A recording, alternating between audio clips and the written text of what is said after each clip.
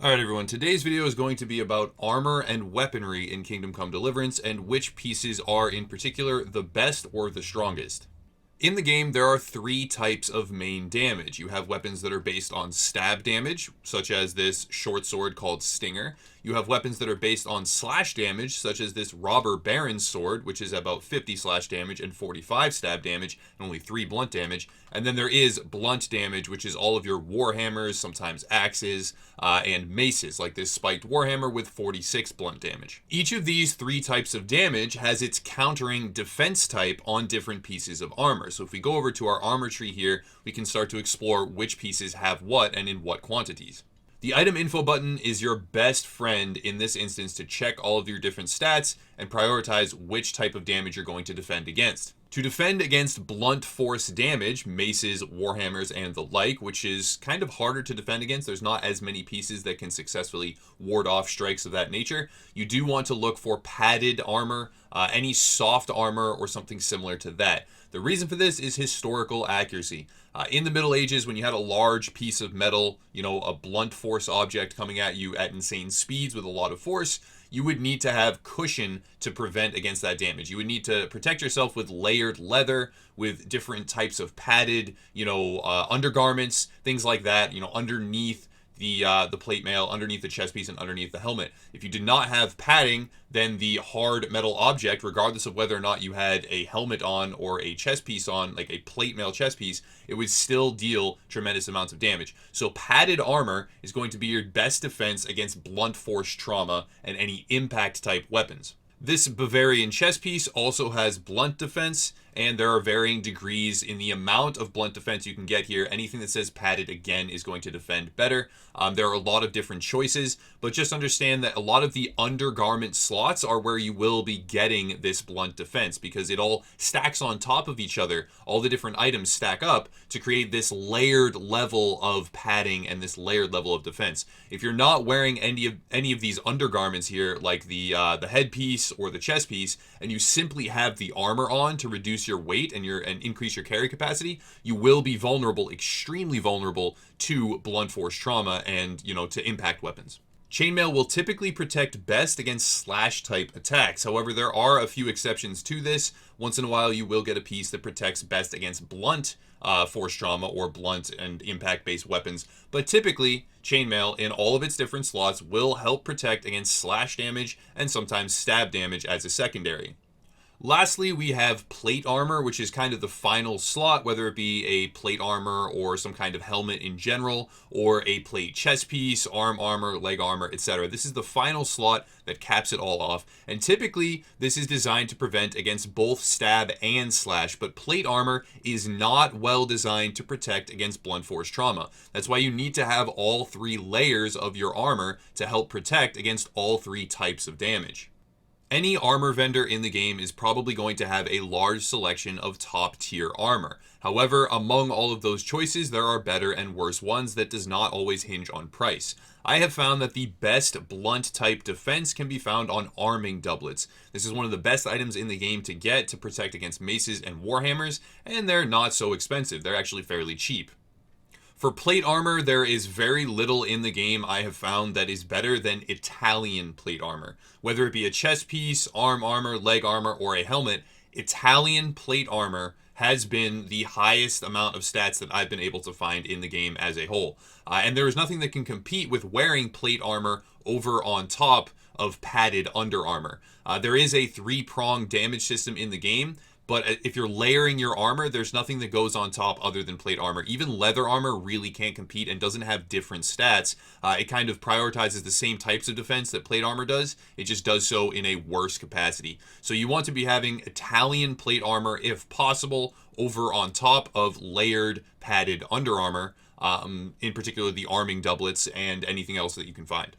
The two exceptions to plate armor being the best in combat situations are A, if you are trying to use a bow and arrow and be high in the mobility category and run around shooting arrows at opponents, or B, if you are trying to be extremely stealthy, in which case you will simply remove all of your plate armor and all of your equipment for that matter to be as stealthy as possible. Since I know some people will probably ask about this, I will try and answer it before we move on to weapons. The Warhorse armor that I am wearing on this character, at least some pieces of, can be found from fulfilling the Ancient Map quests, which were a pre-order bonus from the developers. The studio that develops this game is called Warhorse Studios, and they provided a bunch of pieces of armor and some coin and some rings and some various other things in treasure chests and in graves and stuff scattered throughout the map, which were found by using ancient treasure maps that you get after you start a character. Now, I do have a dedicated video on where to find all of those, so if you are curious and you have those maps and you don't know where to find them, then check out the link in the description down below. But that's some of the armor that I'm wearing if people are wondering where I got the decorated helmet that I have on, or even the chest piece, or some of the leg armor. Now it's time to discuss weapons and what the best ones in each category are. First of all, you're probably going to need to talk to a weaponsmith.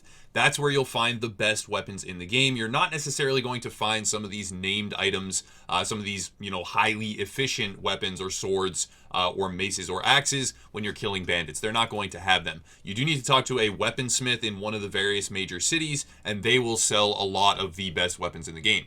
Now it's time to pick which weapon you like. A lot of people will probably already know what type they prefer. They want to fight with an axe or a mace or a short sword or a long sword, two-handed.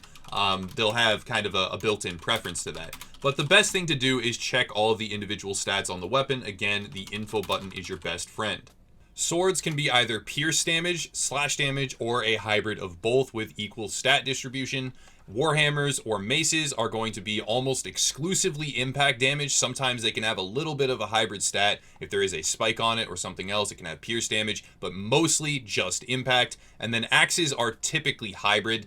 They again will have a lot of slash damage and a lot of impact damage. Most of the time that's an equal stat distribution there, but sometimes they are primarily either slash or impact. Some of the best swords in the entire game that I have been able to find are Herod's Sword for slash damage, which can be purchased from the weaponsmith in Rattay. Stinger for pierce damage, which can be found through one of the ancient treasure maps. But for those that don't have access to those, Piercer, as seen here on screen right now, is also a very powerful stab type weapon or pierce type weapon, which can again be found at the weaponsmith in Rattay. And any sort of heavy warhammer that you can get your hands on, or like heavy mace for blunt damage or impact damage. You don't really want to go for some of the more fancy spiked maces or a spiked warhammer, because I've found that they kind of sacrifice a little bit of the impact damage for piercing damage or slashing damage, and either way you're not going to be using those attacks very often, and they're sacrificing their main damage type to barely, slightly, only a tiny bit, raise one of the alternative damage types. So you really want to be going with one major damage type and getting it as high up as you possibly can. So heavy warhammers or heavy maces. Once you have a weapon with stats that you like, it's really important to look at your combos and pick the one or two that best fit that weapon. It's one thing if you have a short sword that you really prefer, but if you're only investing in longsword talents or, only using slash type combos with a short sword like Stinger that prioritizes pierce damage, then it really isn't going to work for you.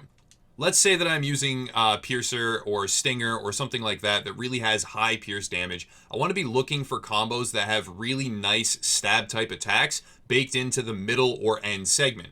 For instance, this double stab, where I slash left, I slash right, and then I do two quick stabs to the chest, which can do a ton of damage with this weapon. So I want to be using that type of combo and any similar ones that I have with that weapon because it brings out its strengths. And as you can see, the weapon is short sword, hunting sword, or saber, and Piercer or Stinger is a short sword. Let's say that I've equipped Herod's Sword and I am then going to be doing slash-based combos. If I scroll over to character, I go over to combat and I go down to sword, I want to be looking for slash-type attacks and slash-type combos. Right here we have a longsword combo that has 3 slashes in it called False Edge. That's a really good one to use. That's 3 different times that you're going to be using the right attack with the right damage type with the right weapon and getting maximum yield. There are a couple of other ones as well. There's one really great one here, which is called doubling. I can't pronounce the other version of the word, but doubling, where you go slash to the left, slash to the right, down, and then to the right again. It does a whole bunch of slash-based attacks. This is going to be super powerful with Herod's Sword because of its main damage type. To summarize, you should be using all of the different armor slots and having the layered armor effect for close quarters combat. However, if you are trying to have high mobility, you're trying to be an archer, or you're trying to be sneaky and, inconspicuous, then you can remove various pieces that you see fit, maybe the plate armor, etc., to decrease your noise or your visibility and all those different things. But if you are trying to fight close quarters, up in their face combat with a melee weapon, then you need to be layering your armor to protect against all the different types. Padded armor underneath, whether it be a headpiece, a chest piece, etc. Padded armor to maximize your blunt defense. Then you want to have, mail armor or chainmail in all the next tier slots to maximize your slash defense. And then you want plate armor in the top slot, and preferably Italian plate armor. That's the best that I've been able to find. But any sort of named plate armor from any specific region is going to be pretty strong, though Italian is the best that I've seen. You want that in the top slot to maximize all of your defenses across the board, but particularly slash and pierce. I advise carrying 3 different weapons that have the 3 different main stats prioritized with you, and then switching based on the type of fight that you're going to engage in. If you're fighting a plate armor knight, then have a heavy warhammer or a mace of some kind, because impact damage is super effective against them. If you are fighting unarmed bandits that you can just slash away at repeatedly, then have Herod sword or some other slash or pierce type based sword. And then the other, again, having a pierce and a slash is going to be effective for whatever other circumstances you may find. After that, you have some better or worse weapons. Stinger is one of my preferred weapons for pierce damage. Herod sword is the best that I've seen for slash damage. And then you have any sort of heavy weapon, a heavy mace, a heavy warhammer for impact or blunt damage. Select whichever one you prefer and then use it with the right combos. If we go over to the character sheet, yet again, you can see that there are other types of combos for maces or swords especially, and you should be using ones that prioritize the type of strike that your weapon is strong to.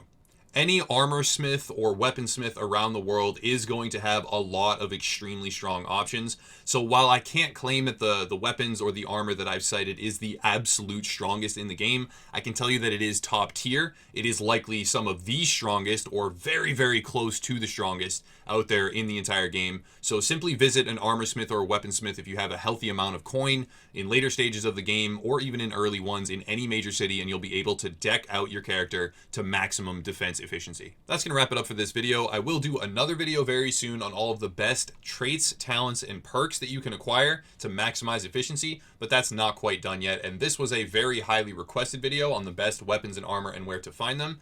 It's really simple though. You just find all the best stuff from vendors mostly, or from treasure maps, but hopefully it was helpful and there's some good information on how to use combos, how to layer your armor for best, categories of defense against main weapon damage types, etc., etc. Check out the links down below if you want to support the channel. There is a Patreon page, which is helpful for, letting Upper Echelon LLC complete projects and further develop the community. And if you're interested in getting involved in that community, you can check out the website, the forums, the Facebook group, and various other links down in the description below. Thank you all for watching, though. I'll cut it there. No need to ramble. And as always, have a nice night.